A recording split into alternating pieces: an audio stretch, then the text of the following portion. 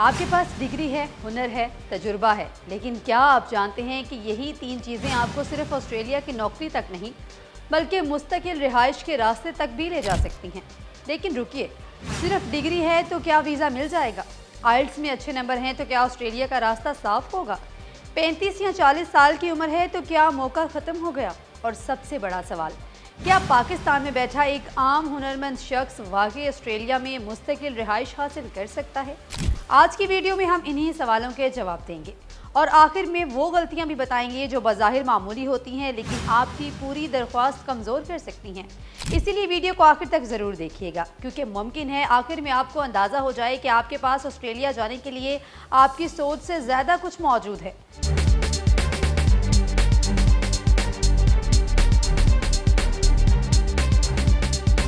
السلام علیکم دوستو، میں ہوں عائشہ ارشاد۔ آپ کو بتائیں کہ اگر آپ پاکستان میں بیٹھے ہیں، آپ کے پاس کوئی ہنر ہے، پیشہ ورانہ تجربہ ہے یا اچھی تعلیمی قابلیت ہے اور آپ سوچ رہے ہیں کہ کیا اسی بنیاد پر آسٹریلیا منتقل ہوا جا سکتا ہے، تو یہ ویڈیو آپ کے لیے ہے، کیونکہ آسٹریلیا کی اسکلڈ مائیگریشن کا بنیادی تصور ہی یہ ہے کہ ملک کو ایسے ہنرمند افراد کی ضرورت ہے جو مخصوص شعبوں میں کام کر سکیں، مثلاً ہیلتھ کیئر، انجینئرنگ اور دوسرے مخصوص ہنرمند شعبے۔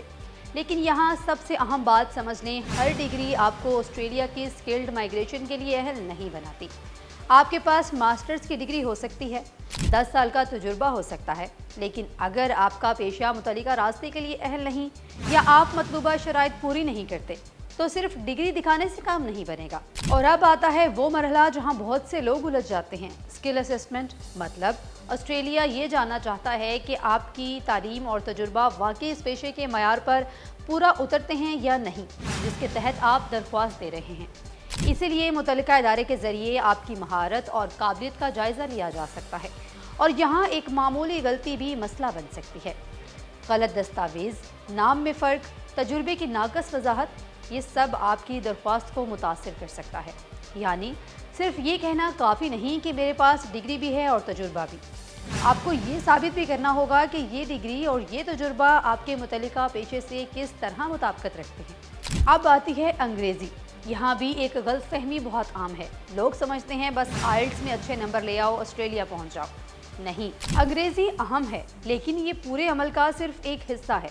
مختلف ویزا راستوں میں انگریزی کی مختلف شرائط ہو سکتی ہیں اور بعض پوائنٹس پر مبنی راستوں میں بہتر انگریزی آپ کے پوائنٹس اور مجموعی مقابلے کی پوزیشن کو بہتر کر سکتی ہے۔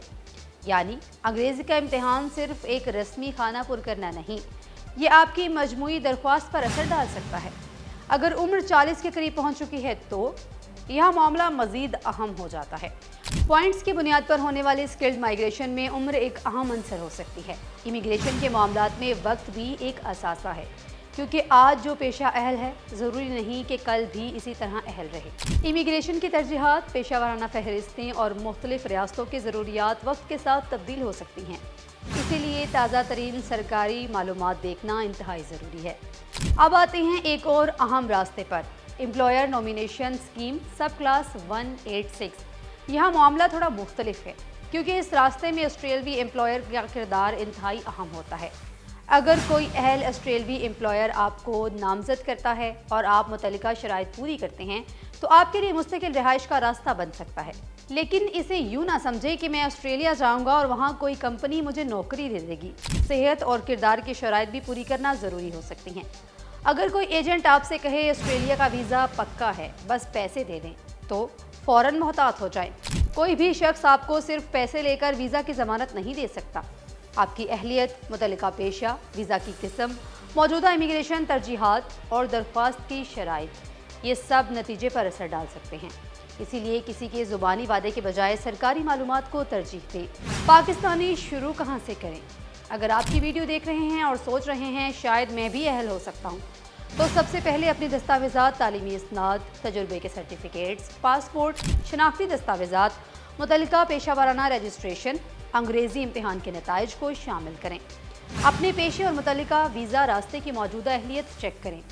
اب اس پوری ویڈیو کی سب سے اہم بات، فرض کریں آپ کے پاس ڈگری ہے، تجربہ ہے، اچھی انگریزی ہے اور آپ کی عمر بھی مناسب ہے، کیا اس کا مطلب ہے کہ ویزا پکا ہو گیا؟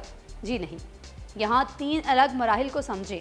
اہل ہونا ایک مرحلہ ہے، منتخب ہونا دوسرا مرحلہ ہے، اور ویزا حاصل کرنا تیسرا، یعنی صرف اہل ہونا کامیابی کی ضمانت نہیں۔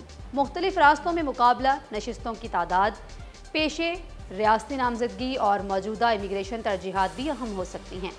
شاید آسٹریلیا آپ کے لیے صرف ایک ملک نہ ہو، شاید یہ آپ کی مہارت کو ایک نئی مارکیٹ دینے کا موقع ہو، شاید آپ کی وہ ڈگری جسے آپ پاکستان میں صرف ایک کاغذ سمجھ رہے ہیں، درست منصوبہ بندی کے ساتھ آپ کے مستقبل کا راستہ بن سکتی ہے۔ لیکن یاد رکھیں، صرف خواب دیکھنے سے ویزا نہیں ملتا۔ صحیح پیشہ، درست دستاویزات، مناسب سکل اسیسمنٹ، اچھی تیاری اور درست ویزا راستہ، یہ سب مل کر راستہ بناتے ہیں۔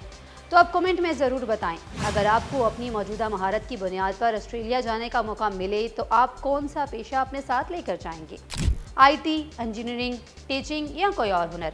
ویڈیو اچھی لگی ہو تو اسے اس شخص کے ساتھ ضرور شیئر کریں جو آسٹریلیا جانے کا ارادہ رکھتا ہے، اور ایسی ہی مستند معلومات اور دلچسپ ویڈیوز کے لیے ہمارے چینل کو سبسکرائب کرنا مت بھولیے۔ تب تک کے لیے مجھے اجازت دیں، اللہ حافظ۔